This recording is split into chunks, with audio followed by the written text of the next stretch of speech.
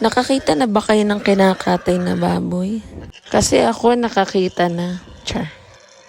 At habang naririnig ko nga umiyak ang baboy, ako'y naaawa. Ano ba naman ay nananahimik nga naman siya tapos ay biglang tatalian. Tapos ay bigla na nga lang siyang kukulisan at bubuhusan ng tubig ng mainit. Isip ko kung ano ang sinasabi ng baboy habang umiiyak siya. Sabi niya kayang help? Hindi ko kayang makakita ng baboy na kinakatay.